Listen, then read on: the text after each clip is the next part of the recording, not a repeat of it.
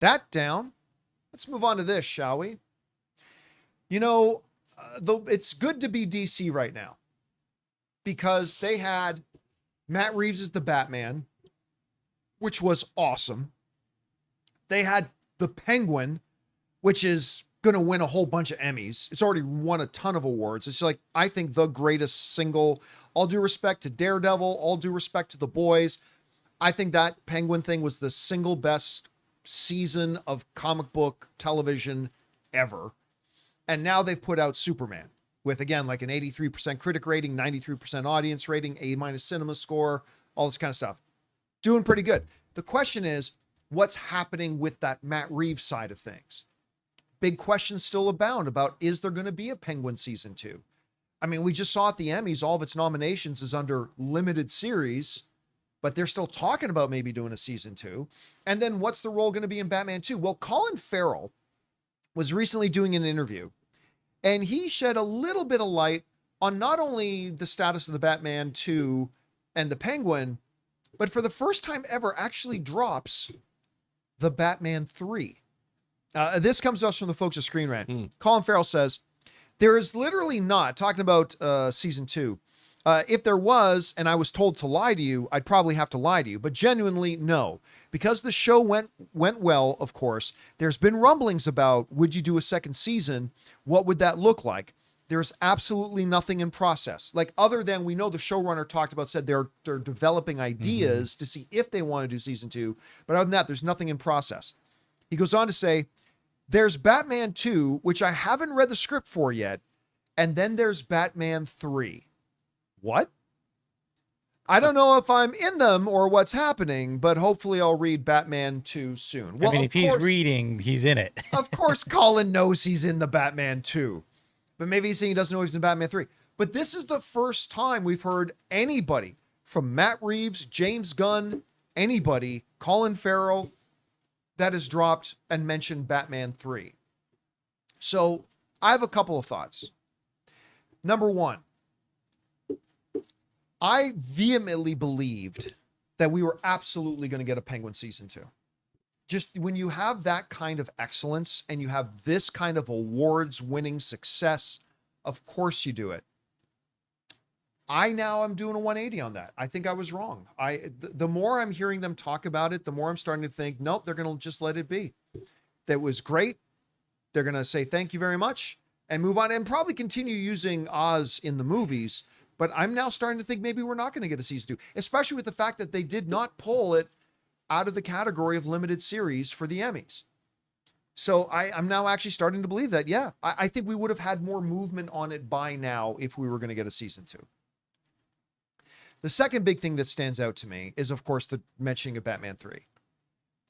And here's a theory, and it's strictly a theory. This is me pulling this out of my ass, not based on any insider information.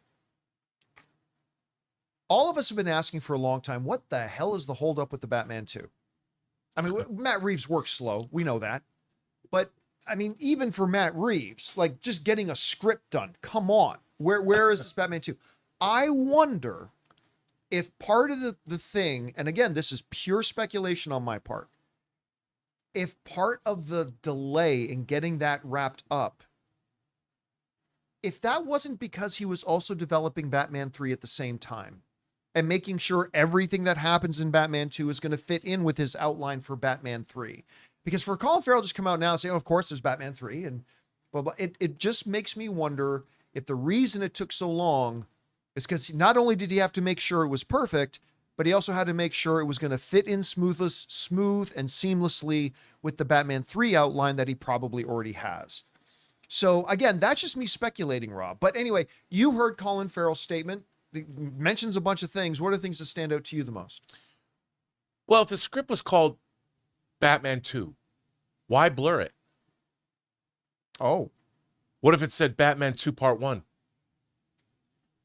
I would hate that. I mean, well, no, but Yeah. something like what I mean Subsection is, B. you know, something like that. I mean, I don't know. Maybe they just didn't want to reveal the other writer or something, but just a thought. I think that's a very interesting proposition because it took him a long time to write it. And look, why is it that we wait for like 3 years between these movies. I mean, they've been filming Avengers movies back to back. They filmed Infinity War and Endgame back to back. They are filming Doomsday and Secret Wars back to back. Yeah. If you're going to make a Batman, that Batman movie, by the way, was in production. The Batman was in production for quite a while. Now, they did a TV series, a Penguin TV series, 8 episodes, 8 hours. Well, you've got a production team that knows what everybody wants to do. If you've got a great story and you've got why not shoot 2 movies at once? Amortize the costs, especially if they take place in the same city, the same sets. It's not like you're going to different alien planets. And if you've got an epic story, tell the epic story. Well, correct me if I'm wrong. Was Matrix not Warner Brothers? Yeah, they did. Was. Yeah. So it would follow that playbook again. Like you make the first Matrix movie by itself, and then the better make sequels. sure it works, and the better sequel, and then okay, we know this works. Boom, boom, back to back.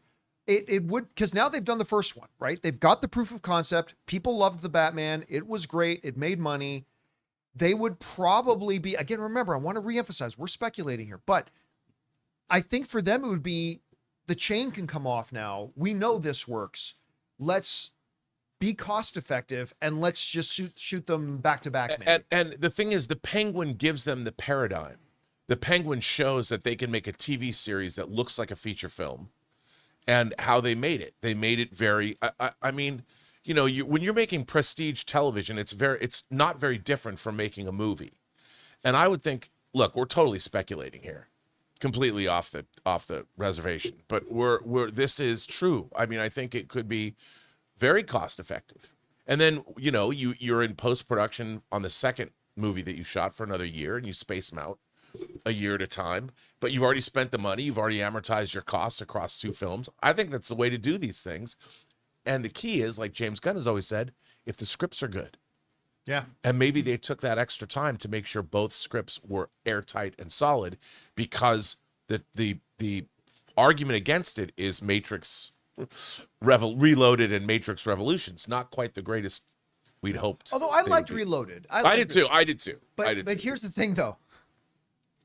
If they are just doing Batman 2, and he's not already been developing Batman 3, we may not get Batman 3 till 2031. Of course. Or 2032. Or 2041. At the rate that Matt Reeves goes. But again, we're all just speculating. But remember, the Matrix movies are only released 6 months apart. Yes, they were. Yep. Reloaded and Revolutions. All right, guys. Question is for you. What do you think about this? I mean, Colin Farrell's dropped a couple things. Number one, he said there's been no big process on Penguin season 2. I'm starting to doubt that that's going to happen. He's saying he's going to read the Batman 2 script soon, but then all of a sudden out of nowhere, he just drops Batman 3. Do you think there's some relevance to that? Or do you think that's just him looking down the line? Whatever you guys think about this, jump down to the comments section below and let us know your thoughts. Hey guys, thanks so much for watching this video. Make sure you like the video, leave a comment, and subscribe to our channel. And don't forget, we have a daily podcast called the John Campea Show podcast, available on Apple Podcasts, Spotify, or your favorite podcasting app of choice. Go and subscribe to it today so it'll be there when you need it.